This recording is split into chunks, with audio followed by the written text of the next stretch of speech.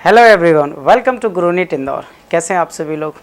One shot revision की जो हमारी सीरीज चल रही है उसमें आज का जो हमारा टॉपिक है वो है प्लांट सेल के ऑर्गन का आइडेंटिफिकेशन। प्लांट सेल के अंदर कौन कौन से ऑर्गन होते हैं और कहाँ पर ये सिचुएटेड होते हैं यही सारी चीज़ें हमको क्या करना आज देखना है। और हर ऑर्गन के आपको नाम जानना ज़रूरी होता है, क्योंकि कई बार नीट में ऐसे क्वेश्चन पूछ लिए जाते हैं कि ऑर्गन के सामने एरो दे दिया जाता है 4-5 ऑर्गन के सामने और ऑप्शन में उनका सीक्वेंस पूछ लिया जाता है।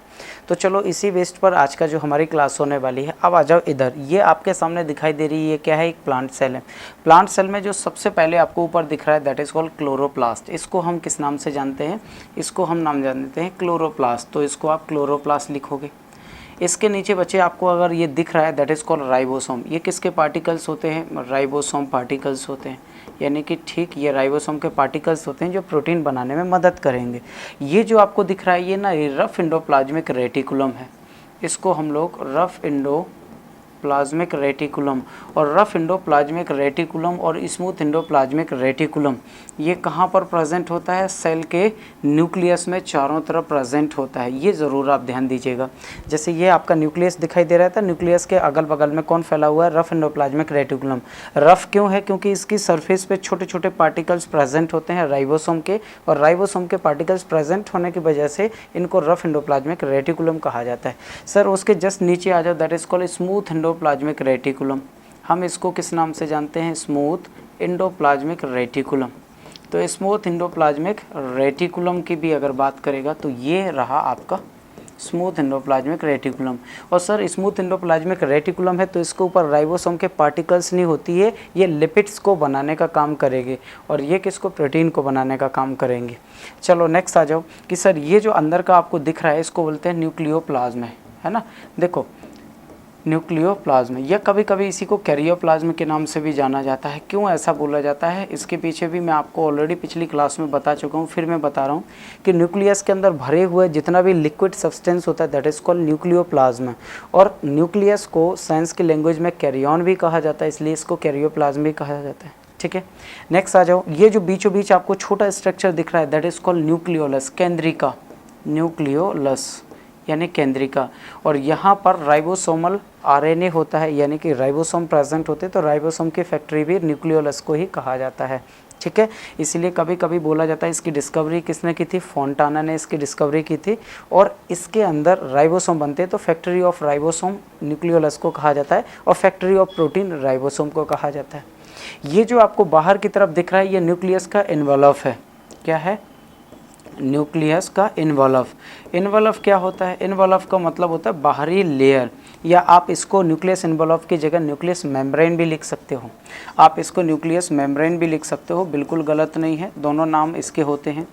आगे आ जाओ। ये आपको जो चारों तरफ ये दिख रहा है ना, ये छोटे छोटे पोरस दिख रहे हैं, ये क्या होता है, ये न्यूक्लियस के मेम्ब्रेन में पोरस होते हैं ताकि जो भी सब्सटेंस हो वो इंटर और आउटसाइड दोनों साइड ट्रांसपोर्टेशन में हेल्पफुल रहे। तो इसको बोला जाता है न्यूक्लियस पोर। इसको हम लोग किस नाम से जानते हैं दोस्त, हम लोग जानते हैं न्यूक्लियस पोर के नाम से जानते हैं। तो ये हमारे आइडेंटिफिकेशन हो गया न्यूक्लियस पोर का। जो बाहर की तरफ होती है तो वो सेल वॉल होती है, क्योंकि जो प्लांट सेल होती है उनके अंदर सेल वॉल भी होती है और सेल मेम्ब्रेन, लेकिन जो एनिमल सेल होती है उनके अंदर केवल सेल मेम्ब्रेन होती है। तो जो बाहर की तरफ है इसको हम लोग नाम देते हैं दोस्त सेल वॉल, कोशिका भित्ति नाम देते हैं, जो सेल्यूलोज की बनी होती है। सर ये क्या होते हैं, ये होते हैं प्लाज्मोडेस्मेटा। इसको हम लोग किस नाम से जानते हैं, प्लाज्मोडेस्मेटा के नाम से जानते हैं।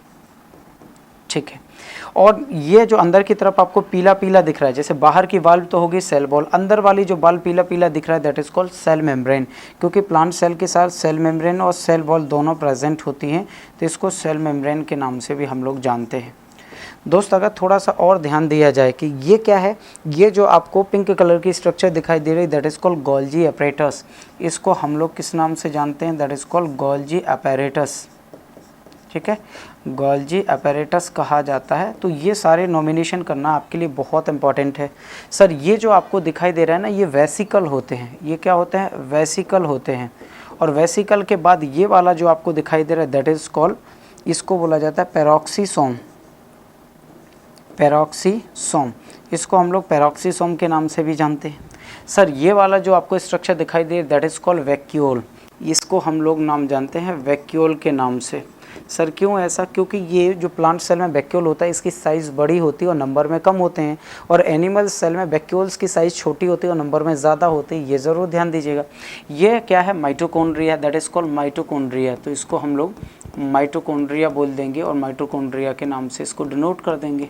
चलो भाई, ये जो आपको दिखाई दे रहा है ना लाइसोसोम, अब देखो कई बुकों में ये लिखा है कि लाइसोसोम एब्सेंट होता है प्लांट सेल में, सही बात है, लेकिन कुछ ऐसी प्लांट सेल प्रेजेंट होंगी हायर प्लांट्स की जिनके अंदर लाइसोसोम प्रेजेंट होगा, तो हम लिख देते हैं कि इधर पर क्या होता है? लाइसोसोम प्रेजेंट होता है। ठीक है, चलो, तो ये हो गया हमारी लाइसोसोम की स्ट्रक्चर। हालांकि ये हायर प्लांट में होती है, हर एक प्लांट में उपस्थित नहीं होती। और ये जो आपको दिख रहा है ना, ये क्या है? न्यूक्लियस के अंदर भरा हुआ मेम्ब्रेन फ्लूइड होता है। इस फ्लूइड को बोला जाता है साइटोप्लाज्म। इस फ्लूइड को हम लोग नाम देते हैं साइटोप्लाज्म का।